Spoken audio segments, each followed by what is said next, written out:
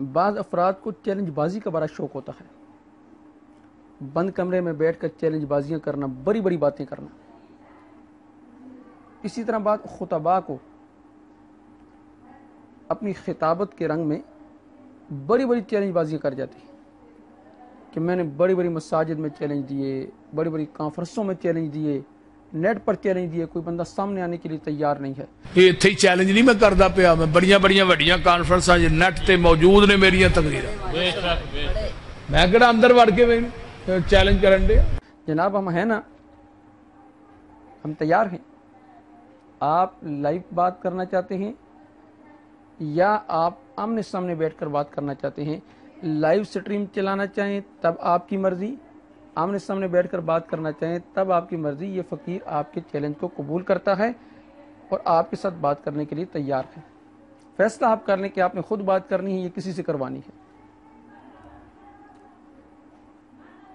اور کہتے کیا ہیں کہ ہم سے پوچھیں کہ رفع الیدین کرنے کی 650 حدیثیں ہیں۔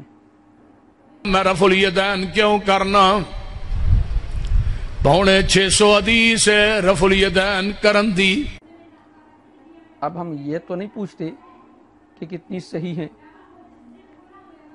پہلے یہ سنا کرتے تھے کہ 400 ہیں، اب 400 سے ترقی کر کے 650 تک چلی گئی ہیں۔ اس وقت بھی ہمارا ایک سوال تھا، آج بھی ہمارا ایک سوال ہے۔ دعویٰ آپ کا یہ ہے کہ ہم اطیع اللہ و اطیع الرسول کرتے ہیں، اللہ اس کے رسول کے علاوہ کسی کی بات کو نہیں مانتے، نہ کسی امام کی بات کو مانتے ہیں، نہ کسی اور کی بات کو مانتے ہیں، ہم صرف اللہ اس کے رسول کی بات کو مانتے ہیں۔ اب آپ صرف ایک حدیث دکھا دیں کہ جس میں یہ ہو کہ نبی اکرم صلی اللہ علیہ وسلم 10 مقام پر رفع الیدین کیا کرتے تھے، کیونکہ آپ 10 مقام پر رفع الیدین کرتے ہیں نا۔ اس حدیث میں یہ ہو کہ 18 مقام پر نبی اکرم صلی اللہ علیہ وسلم رفع الیدین نہیں کیا کرتے تھے، اور آپ اماموں کی بات تو مانتے نہیں، آپ ہمیں نبی اکرم صلی اللہ علیہ وسلم سے ہی سنت کا لفظ دکھائیں کہ حدیث میں یہ ہو کہ رفع الیدین کرنا سنت ہے، اور آپ سے یہ بھی دکھائیں کہ آپ نے ہمیشہ رفع الیدین کی ہو، اور ساتھ یہ بھی دکھائیں کہ جو رفع الیدین نہیں کرتا اس کی نماز نہیں ہوتی۔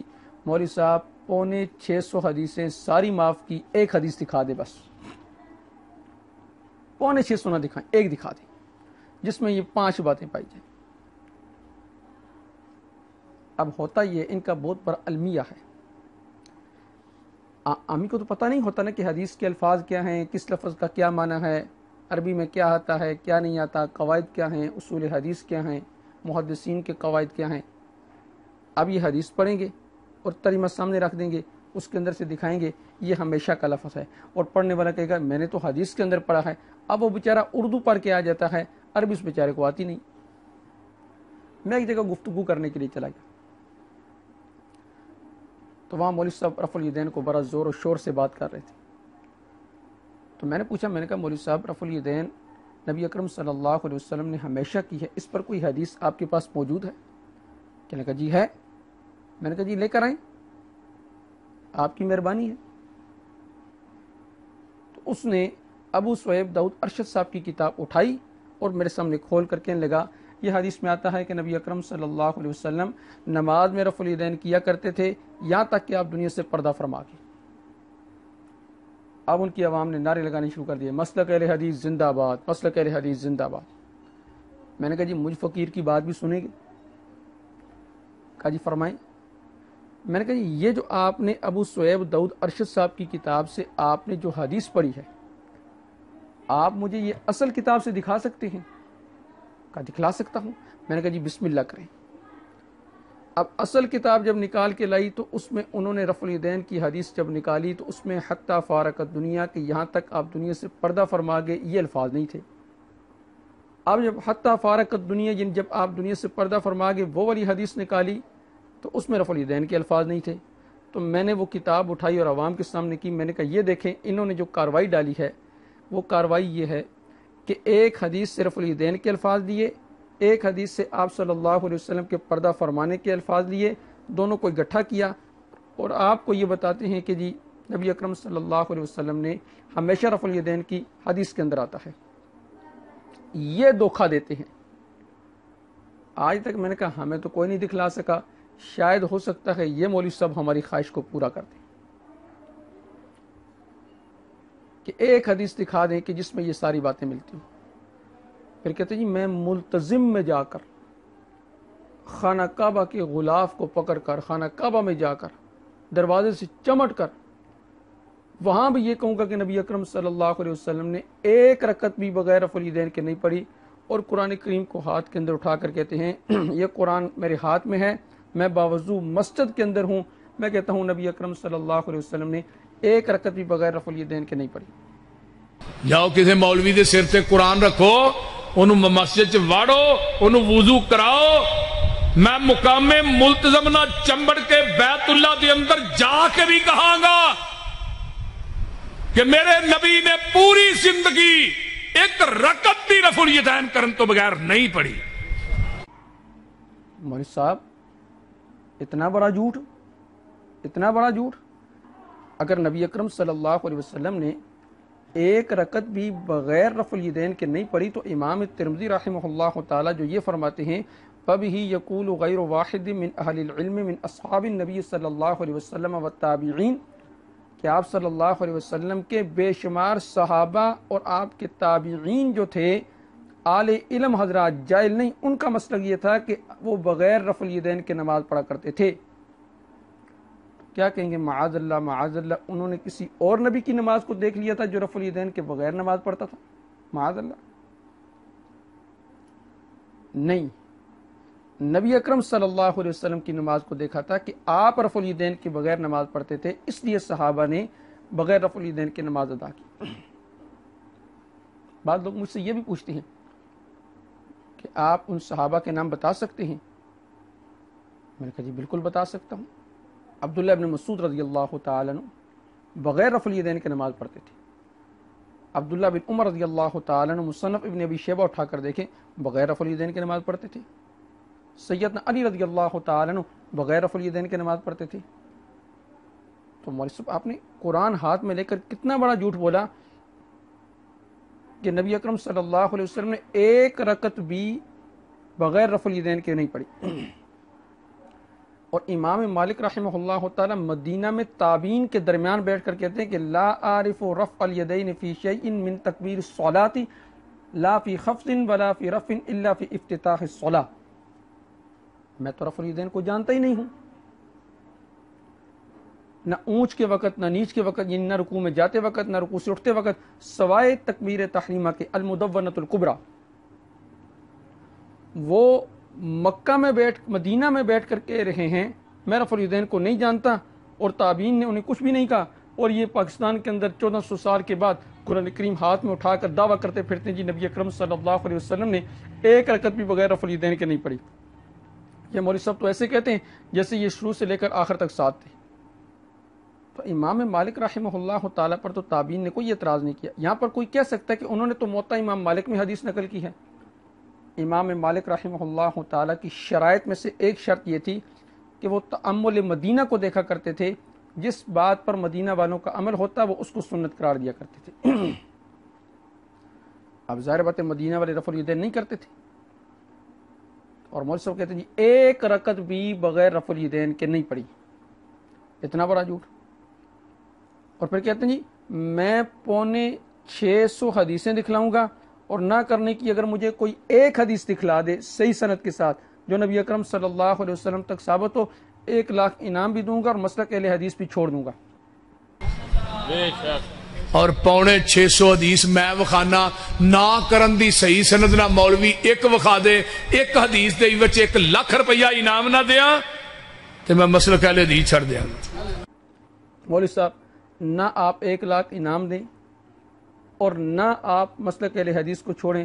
میری گزارش یہ کہ آپ اللہ کے حضور توبہ کر لیں جو مسجد میں آپ نے قرآن کریم ہاتھ میں پکڑ کر جھوٹی قسم کھائی ہے, اس پر توبہ کر لیں, یہ بھی آپ کے لیے کافی ہے.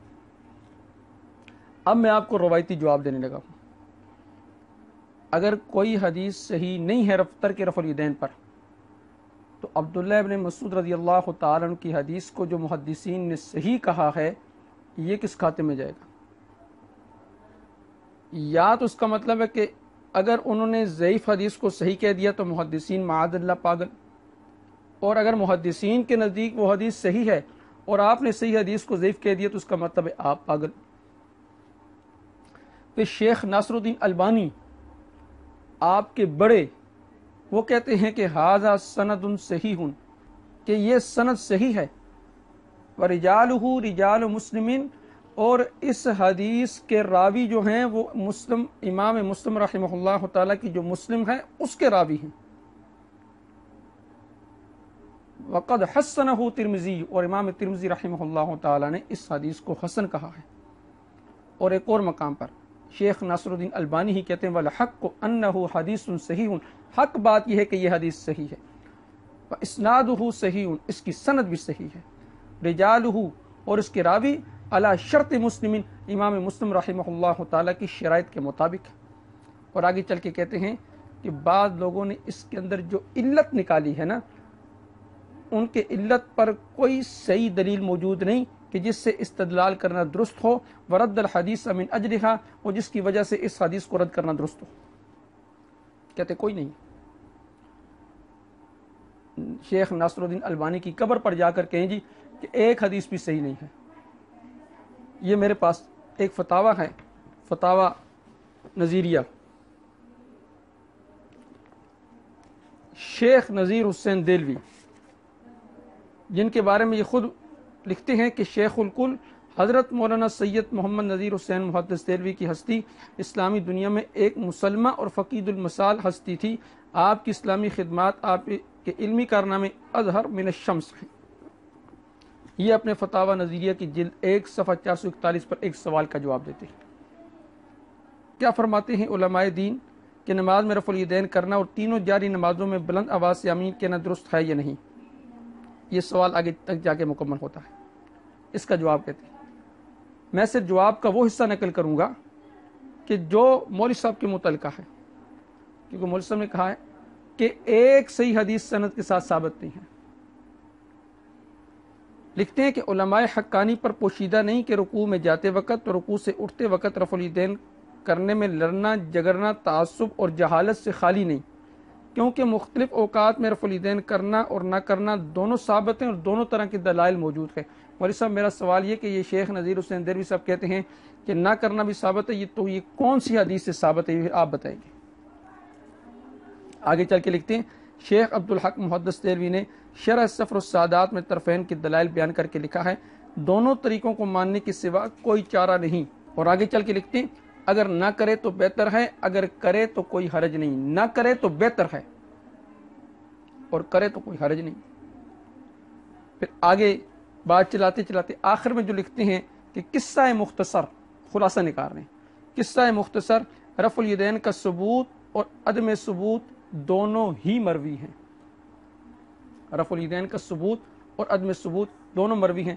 مولوی صاحب میرا سوال یہ ہے کہ آپ کے شیخ نذیر حسین دہلوی صاحب کہتے ہیں کہ دونوں ثابت ہیں، کرنا اور نہ کرنا دونوں ثابت ہیں، تو یہ نہ کرنا کس حدیث سے ثابت ہے؟ 1,00,000 انعام نہ دیں،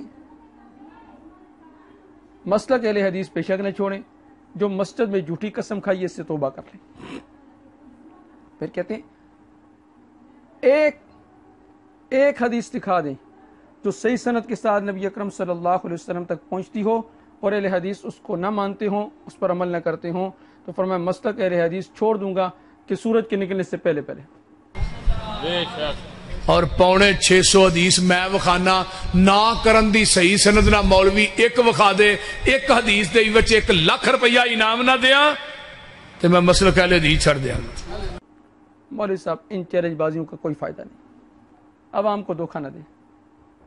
عبداللہ ابن مسعود رضی اللہ تعالیٰ عنہ کی حدیث محدثین کے نزدیک صحیح، آپ عمل کرتے ہیں؟ نہیں کرتے نا۔ بخاری شریف کے اندر 6 مقام پر امام بخاری رحمہ اللہ تعالیٰ نے حدیث نقل کی، واللیل اذا یغشی والنہار اذا تجلی والذکر والانثی، وہاں پر وما خلق کے الفاظ نہیں، بخاری کی حدیث سے آپ قرآن کو پھر ایسے پڑھا کریں نا، واللیل اذا یغشی والنہار اذا تجلی والذکر والانثی، اس طرح پڑھا کریں۔ ابو الدرداء رضی اللہ تعالیٰ فرماتے ہیں ہم نے نبی اکرم صلی اللہ علیہ وسلم سے ایسے سنا، بخاری شریف میں جوتے اتار کے نماز پڑھنے کی ایک بھی حدیث نہیں. سیدنا انس رضی اللہ تعالیٰ عنہ سے حدیث آتی ہے کہ پوچھا کہ اکان النبی صلی اللہ علیہ وسلم یصلی فینا علیہ، فرمایا نعم، ہاں نبی اکرم صلی اللہ علیہ وسلم یعنی جوتوں میں نماز پڑھتے تھے. آپ اپنے نمازیوں کو کہیں جی بخاری شریف میں آتا ہے کہ جوتے پہن کے نماز پڑھنی چاہیے، فجر، ظہر، عصر، مغرب، عشاء، بمائے جمعہ، بمائے تراویح، تہجد، رمضان میں وہ ساری آپ جوتوں کے ساتھ پڑھا کریں تاکہ بخاری شریف کی حدیث پر عمل ہو جائے. کہتے ہیں ایک حدیث دکھا دیں مسلک اہل حدیث چھوڑ دوں گا. مسلک اہل حدیث نہ چھوڑیں، صرف آپ مسجد کے اندر جھوٹ بولنا چھوڑ دیں.